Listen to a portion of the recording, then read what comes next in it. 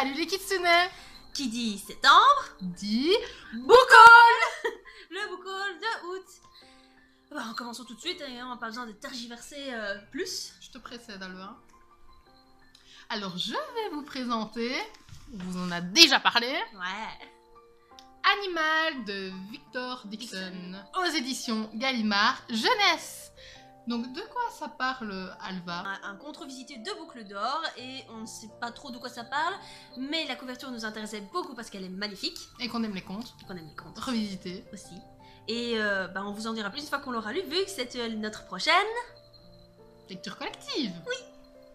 Donc je vais vous présenter mes mangas parce que j'ai beaucoup plus qu'Hello, du coup c'est normal si elle ne présente qu'un livre par section, c'est parce que bon, vous voyez pas hein, mais j'ai... Elle a un petit problème psychologique en ce qui concerne l'achat de livres. Oui, je suis une acheteuse compulsive. Exactement. Donc voilà, j'ai acheté le tome 3 de Arte, je ne sais pas trop comment vous prononcer, de Kei Okubo aux éditions Komiku. Alors, pour vous faire un vite petit résumé du tome 1, parce que sans vous spoiler, nous suivons donc cette jeune fille qui s'appelle Arte, qui est une noble et qui rêve de devenir en fait peintre à l'époque de la Renaissance, donc à l'époque où il n'y a que des hommes qui peuvent l'être. Et on suit son combat en fait pour devenir peintre.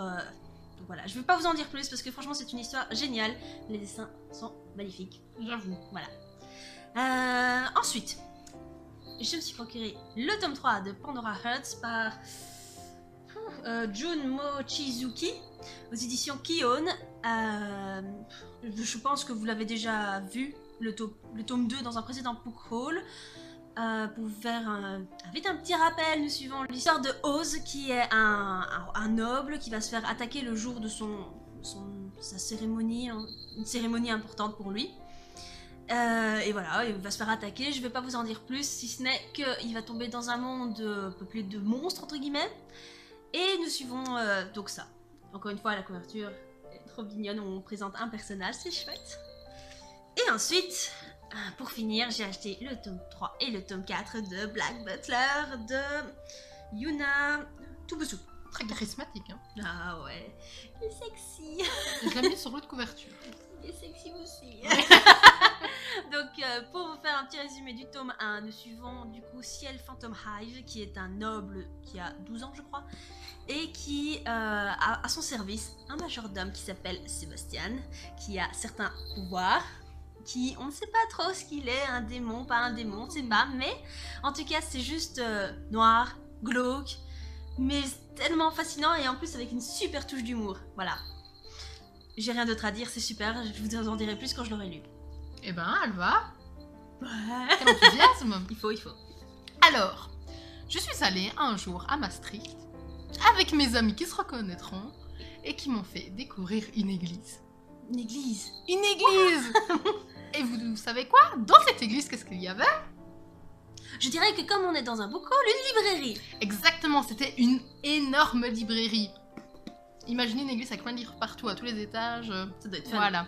Et j'ai trouvé les prix très attractifs. Du coup, j'ai dit, Alva, est-ce qu'un bouquin, ça t'intéresse? Évidemment. Elle m'a dit quoi? Oui. Et du coup, qu'est-ce que j'ai pris? Les nouvelles éditions d'Harry Potter. L'édition Gryffondor. Et moi, ça vient des éditions Bloomsbury. Voilà. Donc, comme vous l'avez compris, c'est un Harry Potter en VO. Oui. Donc, Harry Potter and the Philosopher's Stone. Tu fais très bien ça, Alva. Si c'est comme ça qu'on prononce. Bon, ça doit être ça. Du coup, est-ce qu'on fait un résumé? Vous en avez Est-ce besoin? qu'on a besoin de faire un résumé de Harry Potter? Un très très bref. Très bref. Alors, un jeune garçon de 11 ans est avec des beaux-parents tyranniques Et un demi-frère aussi. Et un cousin tyrannique aussi. Oui, il reçoit une lettre pour entrer dans une étrange... École. Voilà, de magie, avec une étrange personne qui lui apporte la lettre. Ça, c'est très bref. Hein.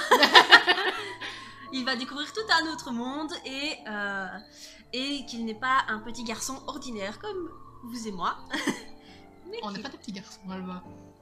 Qu'il n'est pas un petit enfant ordinaire On n'est comme pas des petits enfants. Ah Qui n'est Qu'il pas n'est pas une personne ordinaire comme vous et moi. Voilà. Mais c'est un sorcier. Voilà, donc on vous le conseille si vraiment vous n'avez jamais entendu parler, c'est génial. Oui, parce que malheureusement, Ça fait nous 20 ans n'avons... que ça existe. Hein. Oui, nous ne l'avons pas encore lu. Grande damnation Je sur vais nous. commencer. Oui, pas encore, moi. Mais bientôt. Voilà. Donc voilà, ici. Alors, ensuite, j'ai été à la librairie pour où il y a des BD, des mangas, mais aussi des comics. Et je n'avais pas encore commencé des comics. Et j'avais très envie. De par la chaîne Fancy Fanny, je pense, et aussi par une chaîne anglophone que je vous mettrai en barre d'infos. Et donc j'ai mixé les deux. Et j'ai acheté donc Saga, le tome 1 de Brian K. Vaughan et Fiona Staples. Donc elle nous a dit, j'ai acheté Saga, et on lui a demandé, quelle Saga? Ah, elle est bonne. Mais c'est la réalité. Oui. Bref, je sais pas trop de quoi ça parle. Je sais qu'on se retrouve dans un monde où il y a plusieurs planètes, ou des races différentes, comme vous pouvez le voir. Et je sais que ces deux-là sont en guerre, enfin les races de ces deux-là sont en guerre. Mais ils s'aiment, vont avoir un enfant, et ça va être leur histoire. Voilà, c'est tout ce que je sais. J'ai hâte de commencer parce que franchement, c'est mon premier comics et... Elle aime déjà. Oui, franchement, oui. J'arrêtais pas de le montrer à Hello en mode « Vas-y, regarde !» Voilà, désolée. À toi, Hello. Alors, j'ai craqué sur un manga qui s'appelle Chocolat et Vanilla. C'est mignon que tu l'aies vu, elle est trop mignonne. Voilà, donc c'est une histoire spéciale au premier coup d'œil.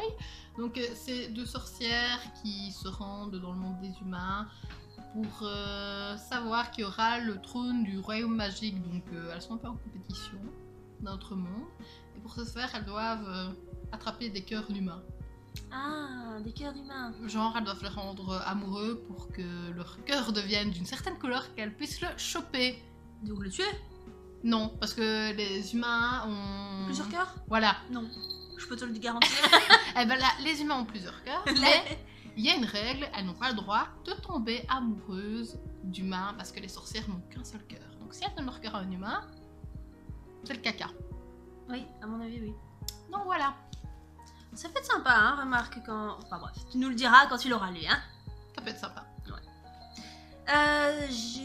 Une fois quand on a été en ville avec les filles, hein, t'étais là. Je suis souvent là. Ouais. Eh bien, je me suis procuré 2 livres aux éditions Milady. Donc, le premier, c'est le tome 2 de Les aventures d'Anita Blake de Loreka Hamilton. Donc, aux éditions Milady, tout le monde le sait. Je pense que je l'ai déjà parlé dans un précédent update lecture, il me semble. Pour vous faire un petit résumé, donc Anita Blake est une chasseuse de vampires, une tueuse de vampires, et elle relève les morts aussi, donc des zombies. Nous sommes dans un monde où les vampires, zombies, ghouls, etc. sont acceptés au grand jour par les humains, voilà. Merci. Donc voilà, nous suivons le tome 2, je sais pas trop de quoi ça parle, on suit encore une fois une des enquêtes d'Anita Blake. Il me semble que ça parle d'un zombie particulièrement vieux à relever. Donc voilà. Ensuite, j'ai acheté du coup le tome 1 de Rose Morte de Céline Landrecy. Donc le tome 1, ça s'appelle La Floraison. On est dans la France en pleine période noble et tout ça. Je sais pas trop de quoi ça parle. Hein. Ça se voit à ta tête. J'avais adoré le résumé qu'a fait une des booktubeuses que je suis, c'est-à-dire l'Éden des rêves. Voilà. Et la couverture est juste magnifique, je trouve. Et ça m'a donné envie de continuer, sachant que je crois qu'il y a 4 tomes, et les 4 tomes se trouvent dans 4 époques différentes à chaque fois qu'ils montent chronologiquement. Donc voilà, je vous dirai plus quand je l'aurai lu, mais franchement ça a l'air pas mal, et c'est toujours des histoires... ici ça parle de nobles, et j'adore ça, les histoires avec les nobles. Donc voilà. À toi. À moi. Bon, pour continuer dans les mangas, un manga trop mignon. Hello ne fait que des mangas mignons. Death Note, c'est mignon. Oui, ici, c'était mignon. C'est beaucoup le mignon. Carnet de chat. Donc de Yumi Ikefuji. Ikefuji. Voilà. Aux éditions Soleil. Donc ça raconte donc l'histoire de la vie des chats. Tout simplement. Pourquoi faire compliqué quand on peut faire simple? Voilà. Je vais pas vous faire un plus grand résumé. Un plus grand résumé, c'est mignon. C'est l'histoire de la vie des chats. Voilà. Oui. Parce que tout le monde sait que les chats ont une vie passionnante. Ceux-là, oui. Ceux-là, oui, ok. Voilà. Je suis allée récemment en ville avec ma meilleure amie. Dédicace à elle. Dédicace à elle, oui. Voilà, du coup j'ai dû acheter, hein, se reconnaîtra pourquoi, hein, un livre, et du coup j'ai craqué sur le tome 2 de La Passe Miroir, donc Les Disparus du Clair de Lune de Christelle Dabos aux éditions Gallimard Jeunesse. Alors si vous avez suivi mon l'update lecture de juin, je crois, j'avais été franchement déçue du tome 1, mais bon, depuis ce jour-là, je me suis remise de cette déception, surtout parce que je sais que j'avais été déçue, surtout parce que j'avais été fourvoyée par le titre, c'est-à-dire Les Fiancés de l'hiver. Je m'attendais à une histoire d'amour, ce qui n'était pas vraiment le cas. Hein. Du coup, voilà, j'ai quand même envie de lire le 2, et surtout que j'ai vu pas mal de critiques qui disaient que malgré le tome... Enfin, que ceux qui n'avaient pas aimé le tome 1 avaient adhéré par la suite. Donc j'ai envie de savoir, et l'univers de Christelle Dabos est juste magnifique. Donc pour un petit résumé, nous suivons Ophélie, qui est une passe-miroir, donc qui s'est passée à travers les miroirs. Comment expliquer d'autres? Elle a une écharpe des plus sympathiques. C'est mon ancien update lecture. Elle va se fiancer à un monsieur un peu taciturne, un peu froid, qui s'appelle Thorn, et va devoir changer d'île pour se marier là-bas. Et cette île est pleine de complots, exécutions. C'est sympathique là-bas. Oui, c'est génial, j'ai envie de voir la suite, tout simplement. Voilà. Et en plus, la couverture, encore une fois, Canon. magnifique. Voilà, à toi, Hello. Non, je n'ai pas un problème avec les chats. Je tiens à le préciser. Si, elle a un problème. Hein. Pourtant, j'ai un chat à la maison et... Exactement. Il est chiant. Il est pas chiant. Je vous le montrerai une fois. Je vous le montrerai. Il est juste craquant. Ou alors, ceux qui me suivent sur Instagram Ils l'ont déjà le vu. verront. Oui, donc c'est Alvania. Voilà. Donc, je n'ai pas un problème avec les chats. Un manga sur le chat. Comme vous le dites. Et donc, c'est un petit chat qui est tout mignon et qui s'éloigne de sa maman, qui perd son chemin et qui se retrouve dans une famille qui le trouve. Qui se retrouve dans une famille qui le trouve. Oui, c'est un peu redondant, mais on a compris le Vous avez principe. compris l'idée et donc on suit le quotidien, littéralement, de ce petit chat. Au cas où elle n'avait pas assez de réponses dans l'autre manga où on suivait aussi le quotidien des chats. Voilà, j'avais envie de quelque chose de complet pour savoir vraiment comment vivaient les chats. Voilà, elle pourra nous faire même une dissertation après, d'accord? Exactement. Bon bah je Attends, continue, alors. hein. Donc j'ai été chez Belgique Loisirs, enfin France Loisirs pour les Français. Ils faisaient 2 livres plus un gratuit, donc je... Elle a un problème psychologique. Ouais. Oui, mais je l'avoue moi-même. Bref, j'ai pris donc Olympe de Hubert de Maximi, donc aux éditions France Loisirs. Je sais que ça parle d'une femme du coup qui est veuve, qui a des enfants et qui, je pense, dirige une auberge et va devoir se battre contre les nobles à l'époque de la Terreur en fait. Donc la Terreur, une époque française qui se passe après la Révolution. Pourquoi est-ce que j'ai choisi ce livre-là? En fait, c'était pour sortir surtout de mes sentiers battus. J'avais envie de quelque chose de plus sérieux, entre guillemets. Et puis, franchement, il faut dire ce qu'il en est. J'ai été séduite par la couverture. C'est vrai que ça a l'air sérieux. Ouais, mais elle est trop belle, la couverture. La fille a l'air juste forte. Hein. Enfin bref, voilà. Pas d'autre explication, c'est comme ça. Ensuite, j'ai aussi voulu sortir de mes sentiers battus en achetant Phobos, oui, qui ne me tendait pas au départ. Mais plus j'en entends parler, plus je deviens mouton, plus j'ai envie de l'acheter. Nous envoyons du coup 6 filles et 6 garçons sur Mars afin qu'ils fassent de speed dating entre guillemets et que ils se forment des couples pour pouvoir coloniser Mars. Voilà, je vous en dis pas plus, j'en sais pas plus de toute façon. Si ce n'est qu'à mon avis c'est plein de secrets, etc. Donc je vous dirai quand je l'aurai lu. Pardon. Excusez-moi. Ensuite, j'ai acheté Comme l'Obsidienne de V.I. Pratt. Je pense que V.I. Pratt a écrit d'autres bouquins connus, mais je sais plus. Si vous savez, dites-le moi. Déjà, j'ai été tentée par, encore une fois, la couverture. Magnifique. Nous sommes dans un monde de fantasy. Du coup, j'en sais pas beaucoup plus. Hein. Franchement, je sais juste que ça parle d'une personne. Je sais toujours pas si c'est une fille ou un garçon. Il n'est pas noté, précisé. Il est noté personne. C'est Il une est mis, personne. je suis une personne. Oui, si ça se trouve, c'est les deux. Hein. Enfin bref. Et du coup, je sais qu'il est banni d'une cité, mais il sait pas pourquoi, je crois. Donc, il va devoir un peu comprendre tout ça. et peut-être se rebeller, on sait jamais. Donc je sais pas, je vous en dis pas plus pour pas dire de bêtises, mais ça a l'air super. Je vais vous présenter de Camille Brissot, La Maison des Reflets. Avec un peu plus d'enthousiasme. Je vais vous présenter de Camille Brissot, La Maison des Reflets des éditions Syros. Donc, de quoi ça parle? Ça parle d'une maison des reflets. Donc, qu'est-ce que c'est qu'un reflet? C'est un hologramme d'une personne qui est décédée. Donc, on suit l'histoire d'un petit garçon qui a vécu toute sa vie dans une maison des reflets, car son papa et son grand-père créaient aussi des reflets. Et donc, un jour, il va être amené à sortir de son quotidien avec des hologrammes et rencontrer une vraie personne. Voilà. Eh ben c'est bien. À moi. Alors, on entame la plus grosse pile. Ça, c'est la pile que je n'ai pas achetée. Parce que j'ai eu mon anniversaire ce mois-ci et du coup, mes amis m'ont offert plusieurs bouquins. Comme on sait qu'elle est accro et qu'elle a un problème psychologique, on lui a offert des bouquins. Dont 2 de mon auteur favori, Nora Roberts. On voit pas le deuxième. Nora Roberts. Donc, le premier aux éditions Michel Lafon, ça s'appelle Le Collectionneur. Du coup, Le Collectionneur, ça parle, il me semble, d'une jeune femme qui, son travail est de garder des maisons de riches personnes pendant qu'ils sont absents. Et en fait, elle a un passe-temps assez chelou, c'est de regarder à travers la fenêtre, comme une vieille personne. Ouais. Et un jour, le problème, c'est que ça va se retourner contre elle parce qu'elle va assister impuissante à un meurtre. Et en parallèle, on va suivre évidemment l'histoire d'un jeune homme qui, justement, c'est son frère, le principal suspect.